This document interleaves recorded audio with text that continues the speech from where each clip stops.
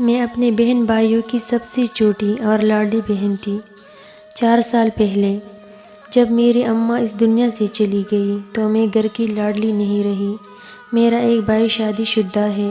میری بھابھی میرے ساتھ بہت برا سلوک کرتی ہے۔ مجھے گھر کا کوئی کام نہیں آتا۔ میری ماں نے مجھے کچھ کروایا ہی نہیں تھا۔ میری بھابھی مجھ پر بہت الزام لگاتی ہے اور میرا بھائی ہمیشہ کی طرح چپ رہتا ہے۔ بہت بدل گیا ہے میرا بھائی۔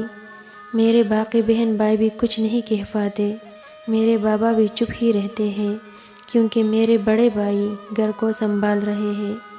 میں ہر وقت اس ڈر سے جی رہی ہوں کہ مجھے میٹرک کے بعد پڑھنے نہیں دیں گے۔ میری بھابھی مجھے ذلیل کرنے کی کوئی کسر نہیں چھوڑتی۔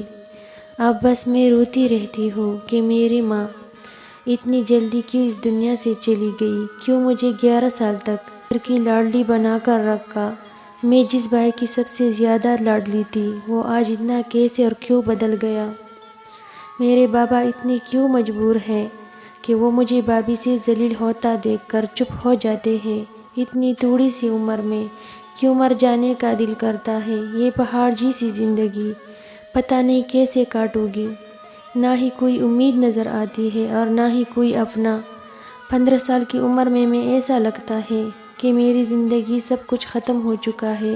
مجھے لگتا ہے کہ آنے والی زندگی مزید میرے لیے درد اور مصیبتیں لے کر آئے گی۔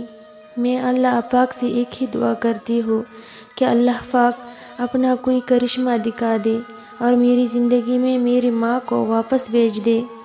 مجھے زندگی کے بدلتے حالاتوں نے ایک بات تو سکھائی ہے کہ وہ بہن بھائی بڑے خوش قسمت ہوتے ہیں جن کے اندر ماں باپ کے چلے جانے کے بعد بھی اتفاق رہتا ہے۔